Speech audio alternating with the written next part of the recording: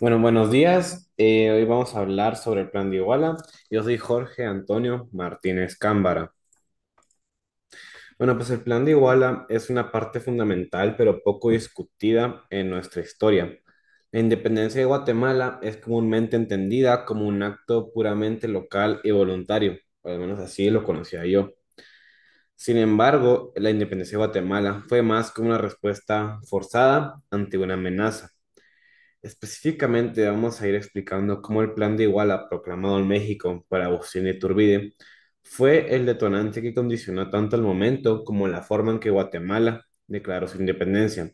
Entonces vamos a abarcar 7 momentos claves en los cuales veremos cómo Guatemala intentó navegar entre dos modelos: la anexión con México o la construcción de una república de Centroamérica. Ahora pasamos a la ambición imperial de México. Cuando Iturbide proclamó el Plan de Iguala en febrero de 1821, lo hizo con una clara ambición imperial.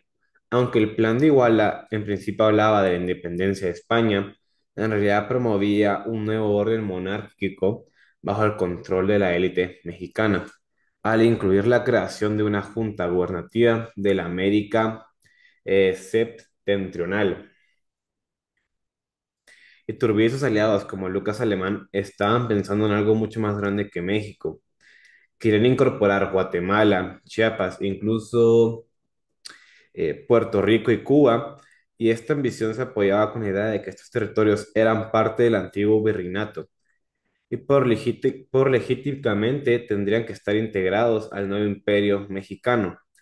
Además, Guatemala era vista como una joya estratégicamente. Esto debido a que tenía acceso a los dos mares porque el territorio abarca todo ese terreno.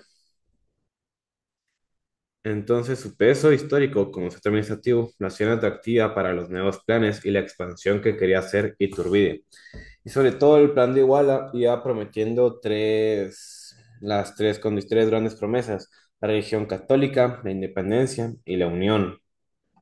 En Guatemala no se quedaron esperando los líderes y tenían que tomar algún tipo de decisión. Esto es así como surgió el Plan Pacífico, en el cual pues ellos sabían que si no actuaban pronto, México tomaría el control del territorio por la fuerza. Entonces lo que hicieron fue declarar la independencia antes de que las tropas de México llegaron.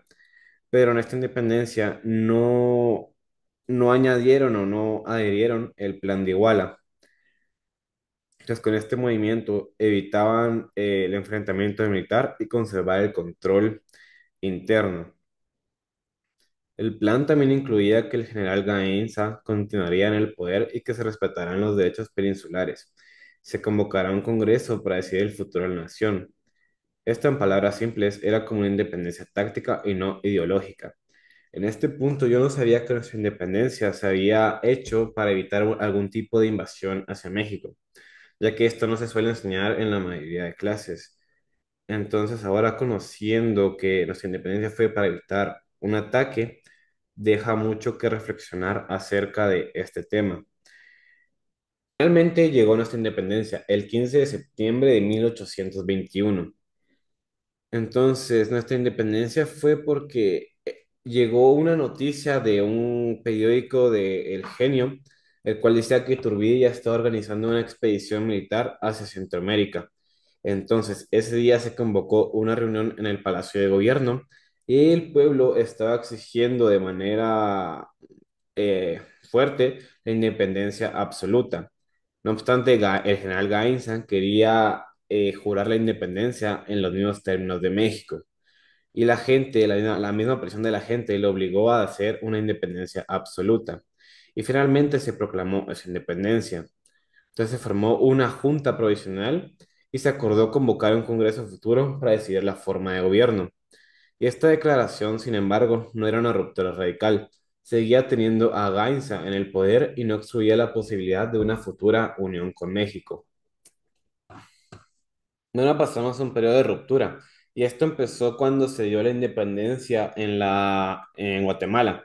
Entonces muchos territorios tomaron como que este ejemplo o eso de pretexto para también separarse así de Guatemala.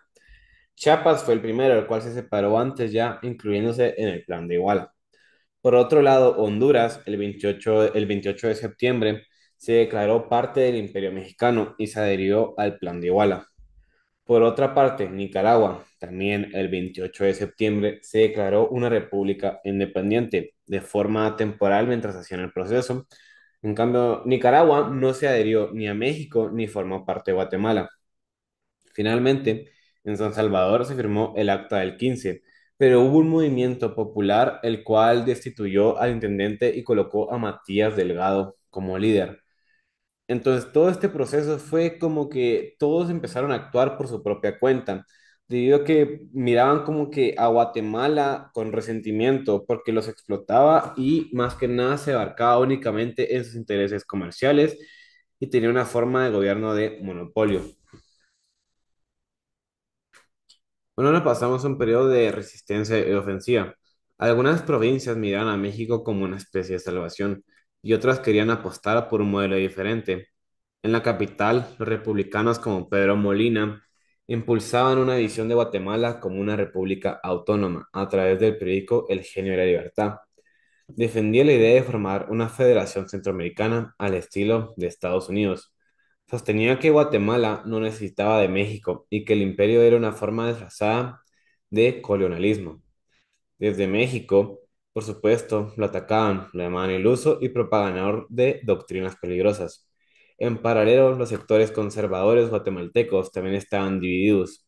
Unos como Aycinena eran favorables a la anexión, otros como Del Valle tenían dudas. Mientras tanto, desde ciudades como Tuxtla y León se enviaban críticas duras a Guatemala, acusándolos de ser incapaces de gobernar y de dividir de las provincias. El conflicto ya no era solo geopolítico, sino también ideológico. Imperia o república, unidad o federación.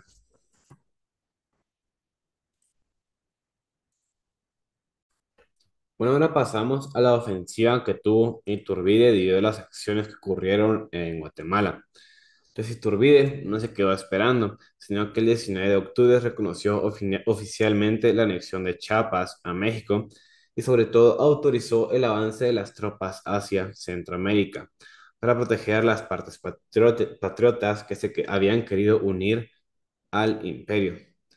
Incluso quería que convenciera a Gainza a que aceptara el tratado y que se anexara a México, proponiéndole un puesto alto. Y en las cartas de Iturbide insistían que no quería imponer la unión por fuerza. Sin embargo, sus acciones demostraban totalmente lo contrario. Y desde México se mandaban mensajes de que si Guatemala no se iba a unir, iba a terminar como una despreciable colonia, de que quedaría aislada, dividida y vulnerable. Bueno, ahora llegamos a nuestras conclusiones, en el cual pues ya podemos ver que el plan de Iguala, aunque fue hecho en México, tiene una influencia mucho más allá. Empezando porque en Guatemala podríamos decir que obligó a que se haga la independencia para así poder evitar una invasión. Por otro lado, en otras provincias que decidieron ir tomando su propio camino. Algunas provincias se decidieron unir a México y otras tomaron un camino de república. Entonces, al final, el plan de Iguala no produjo como que una independencia ordenada, sino produjo más un reordenamiento complejo del poder y esas consecuencias duraron bastantes décadas en Centroamérica. Finalmente, este tema me dejó bastante conocimiento nuevo y sobre todo me impactó mucho cómo la independencia de Guatemala realmente no se cuenta como lo es. Estoy seguro que muchas personas no saben que la independencia se origina por medio de un acto de defensa hacia México. Bueno, muchas gracias por su atención.